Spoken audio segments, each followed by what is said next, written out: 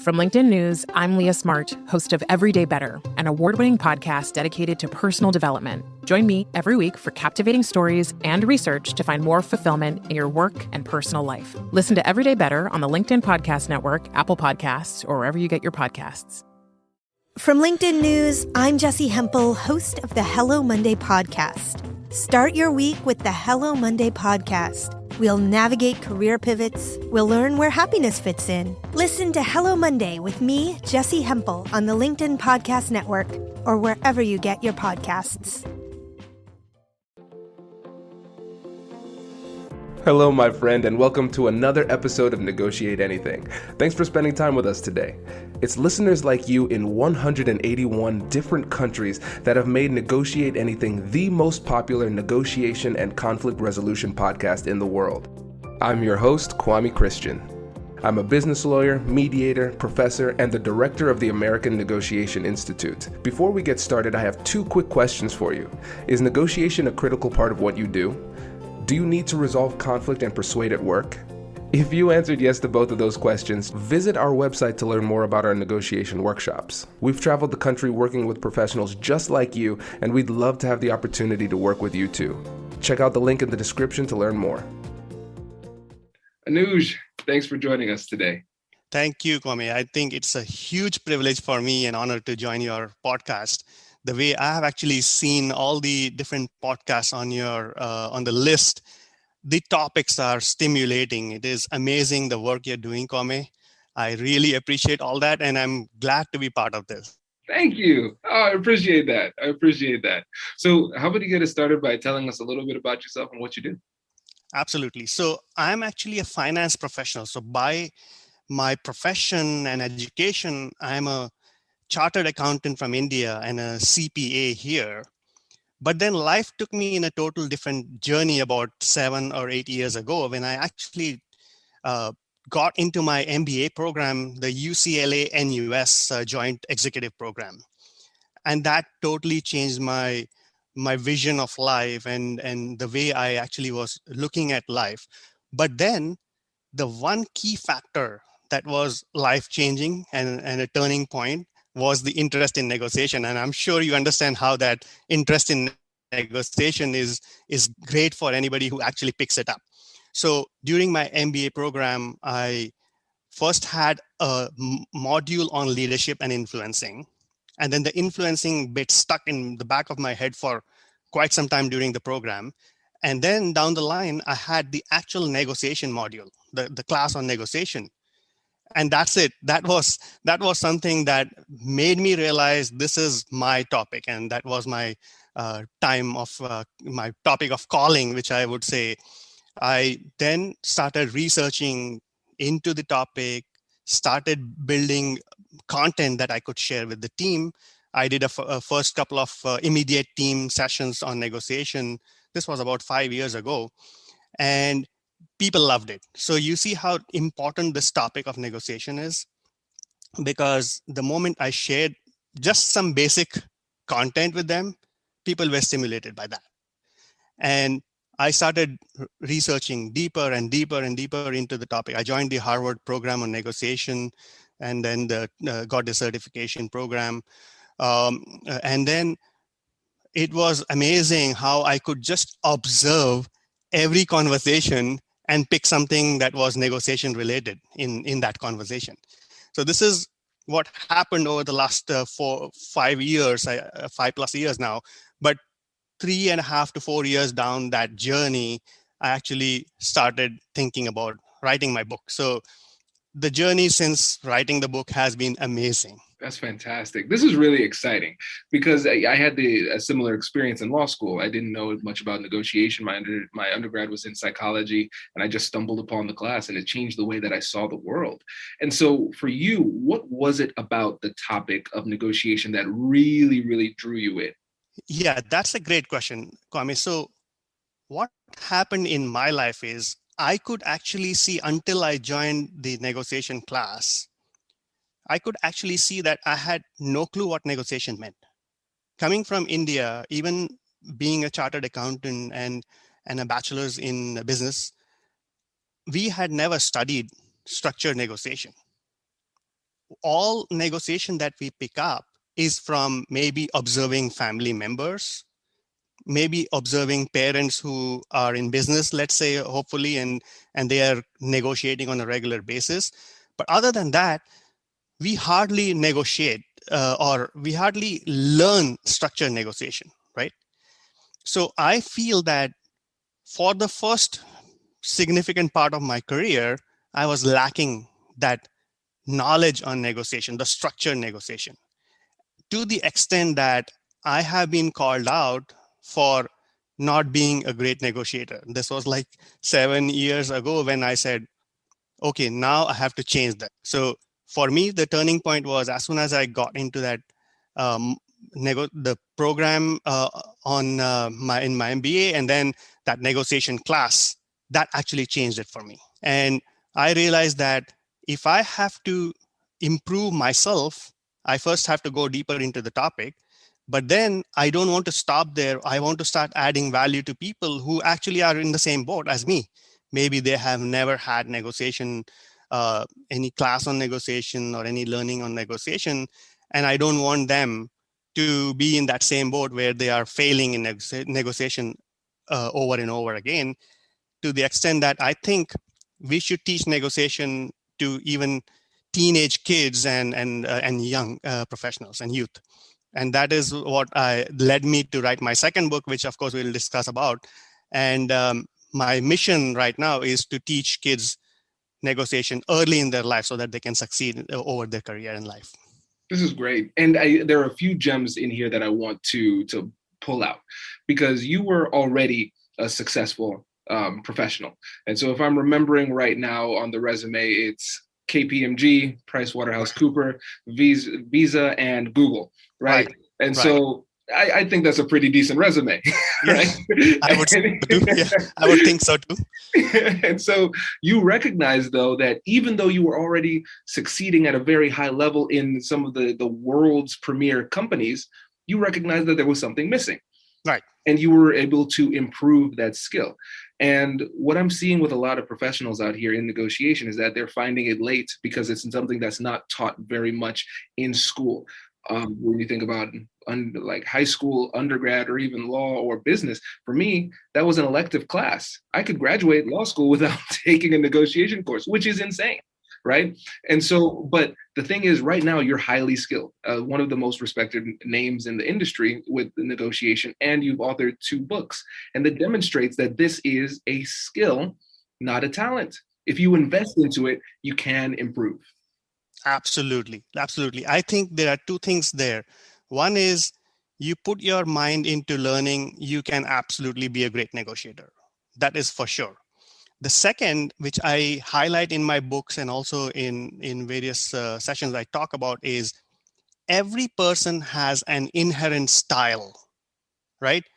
What you need to do is understand what that style is for yourself, be aware of your style.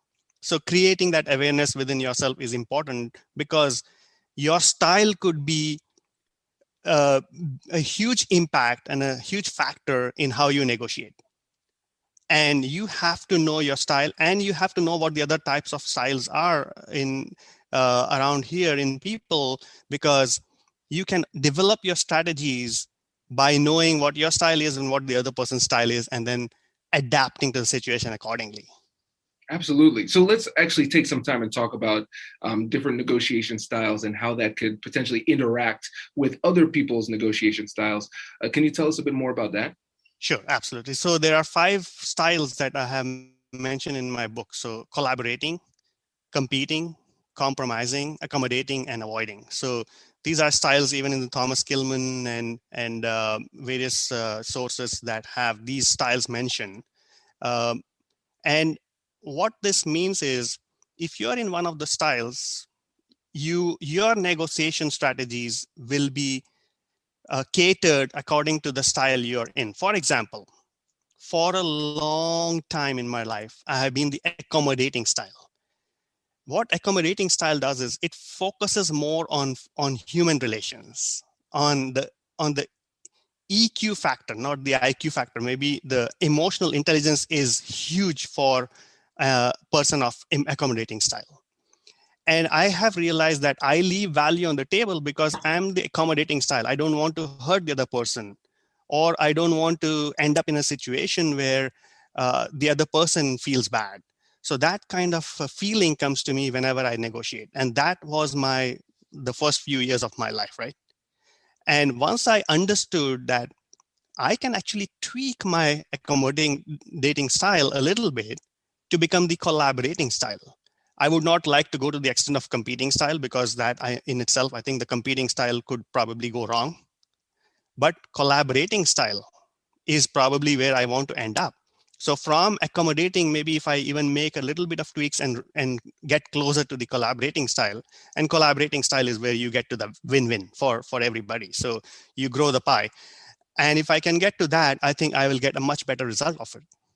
Absolutely. Yeah, it makes sense. And what we're recognizing, especially when you think about emotional intelligence in general, Right. self-awareness is always this first step. And then when it comes to being an effective negotiator, again, we're talking about self-awareness. Where Right. are you right now? We all have our natural tendencies. It's a blend of nature and nurture, of course. But once you understand who you are, you can lean into that and use those natural strengths more intentionally. And then at the same time, recognize when you're getting into a portion of the conversation where, hey, this isn't my natural strength. So I need to use a little bit more focus, a little bit more energy, and adjust my natural tendencies just a little bit in this moment to be more effective. Absolutely. And then the other point that I would like to add is you will always have your dominating style. So my accommodating style probably will never go away, right?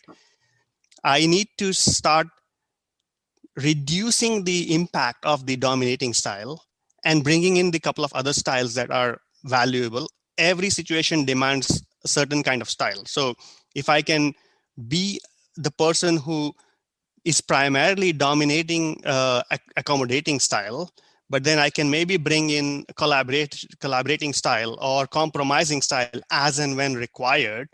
That is where I will get the most effective results. 100%. Hi, I'm Katherine Kanapke, and I'm the Chief Operating Officer here at the American Negotiation Institute. Did you know our company offers completely customizable negotiation workshops? The negotiation and conflict resolution skills that your team will learn from these workshops are beneficial across all professions, but they're especially useful in procurement, purchasing, sales, sourcing, and contract management. Our calendar is filling up quickly, and we even have some workshops scheduled for next year. If you think you might want one, I'd suggest reaching out soon so you don't miss out. Check out the link in the description to learn more. Also, be sure to check out our YouTube, LinkedIn, and Instagram accounts to see our daily negotiation content. Thanks for listening. Brace the rudders! Raise the sails! Raise the sails! Captain, an unidentified ship is approaching. Over. Roger. Wait, is that an enterprise sales solution? Reach sales professionals, not professional sailors. With LinkedIn ads, you can target the right people by industry, job title, and more. We'll even give you a $100 credit on your next campaign. Get started today at linkedin.com/marketer. Terms and conditions apply. And then for a lot of our listeners out there, we might have people, for instance, who are in the field of procurement, who have to negotiate big contracts, sometimes 8-9-figure deals, and they're doing that in a team scenario. And so one of the things we talk about is managing team dynamics. And if you understand what type of negotiation style you have, and at the same time, the negotiation styles of the people on your team, now you can put the right people in the right position to talk at the right time during the negotiation as well. Absolutely. Very well said. Fantastic. And so now something that was interesting to me was the name of your first book. And so tell us about the name, mainly because I want to make sure that people remember it so they can buy it. and what inspired you to choose that name? So yeah, that's a great question. So I have done a lot of studying on IQ and EQ. So it has been a significant part of my research in while I was writing negotiation, but also on negotiation, but also while I'm teaching, right? So IQ and EQ have been a huge part of my learning. But then as you dig down deeper into this topic, there's also something called AQ, which is the adversity quotient, right? when you end up in difficult situations, how do you deal with those situations? And I've seen a couple of topics on your podcast list, which are amazing. I mean, they deal with difficult conversations and conflict management and all that. Those are great topics. So adversity quotient also, and I was introduced to AQ during my MBA program, of course, by one of my professors. So AQ also was quite high in my radar in terms of something I want to focus on. And I said, with all these different terms that we have, I think there is a direct link to how your negotiation depends on each of these. So of course, you need IQ, you need EQ, right? And you need the AQ, you need all of these. So I combine all of them to make it into your negotiation quotient, your NQ, if you will, right? Your negotiation quotient, which is a mix of all these different factors. That's fantastic. It's so brilliant. I really appreciate that. And to be honest, the adversity quotient, I had never heard that term. Okay. Yeah, that's new to me. So I'm here learning a lot. I'm glad. Yeah. This is great. Yeah, and listeners, what we're recognizing is this. One of my favorite things about hosting this show is that I'm like a kid in a candy shop. I just get to learn from smart people all the time. And there's no end to how much you can know about this topic. No end. And the more that you can learn about the topic, the better you will be when it comes to building the right tools to use at the right times. And so I strongly suggest for everybody that they go out and check out this book, because it approaches negotiation in a completely different way. Thank you so much. And yeah, I promise that you will have a lot of new insights and tidbits and learnings from the book, because there are a couple of frameworks that I developed, and they absolutely help you prepare the best you can when you walk into a negotiation. So those frameworks might come in really handy. And what I have done is like a huge mix, a blend of the science of negotiation and the art of negotiation. And that blend by itself is highly effective in getting you through a difficult negotiation and making it more successful. That's great. I love it. And with the time we have left, I want to talk about your second book too. So tell the listeners about that and what really motivated you to write that one. Great. Yeah, this is the topic of my keen, at least the second book is something that I have been thinking on about from the day I published my first book. This was in my mind. And the reason, like I said earlier, is we all learn negotiation, not all, but maybe most of us, at a later stage in our life. By that time, and this is from my example, right? And I'm assuming it is quite a common case around the world, because whenever I teach negotiation in my class, and the first question I ask is, how many of you have learned or studied or read negotiation early in your life, right? And up until that class, some of them, right? Some of them are like middle-aged. So how many of you have learned negotiation? I get 1 in 20 hands up. So that actually proves that people don't learn negotiation early in their life. Now, if you are not learning the effective and structured negotiation, you're obviously going to leave a lot of value on the table, like I did, right? And I would like to start teaching kids early in their life, right from being a teenager, because up and until I would say about 8 years of your life, you are negotiating, but you're negotiating emotionally, right? You negotiate with your parents, you know that the parents will at some point give in. You use that emotional factor to negotiate. That age of 8 is called the age of reasoning. And basically that at that age is when a kid starts learning how to rationalize, how to make decisions based on understanding concepts and so on.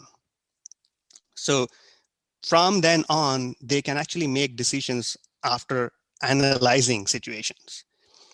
Now, giving them about 2 or 3 years to settle down in that analyzing mode, I thought maybe around 12 years is where they should actually start learning negotiation, a structured negotiation approach to how you deal with situations, right? And from then on, my goal is not only to teach and give back to the community in terms of teaching kids early in their life, but also the first step would be to create awareness of the topic. So the kids don't need to immediately learn negotiation at 12, right? But they should at least know what it means.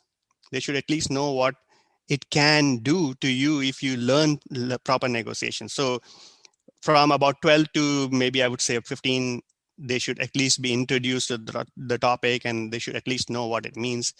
But from 15, it is absolutely critical that you learn proper negotiation. And that's the age where you are actually negotiating maybe with your teachers or your classmates. There are several of those situations where you are negotiating, and they absolutely need to learn structured negotiation and some strategies on negotiation so that they can start using those, applying them early in their life, and get better at it over their course of their life. So since I realized that it was something that I had missed in my life, I thought, why not write the book and also start teaching? So I also teach kids and young adults negotiation, but the book I think is a good companion for anybody who wants to learn negotiation and grow on it. That's fantastic. Yeah, as you were saying this, it made me understand my son, Kai, a little bit better. I'm like, age of reason. He's not there yet. He's 5. This makes a lot of sense. Yeah, this is great. And I think this would be a great resource for parents out there too, because the listeners of the show, they have an appreciation for the value of negotiation.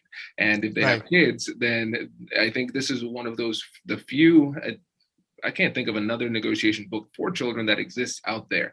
You might have some emotional intelligence type of books, how to communicate clearly type of books, but not something that addresses it from the negotiation side, which I think is fantastic. Yeah, and I didn't see during my research, I didn't see any books. I would call it the one of its kind in terms of teaching kids and young adults negotiation. Now, going back to your comment on parents, of course, this is a lot of parents have actually come and asked me, why would I teach my kids negotiation in their life and have them negotiate with me? The fact is, and this is for all the parents out there listening, and the point is, negotiation is best when it is win-win, right? And what I am teaching and introducing to the kids is, don't focus on yourself. Make it a win-win. Try to look at what the interests of the other party are, right? Which is hopefully your parents, and then what your interests are, and then come to a situation where both the parents and yourself are happy, right? With the ultimate outcome.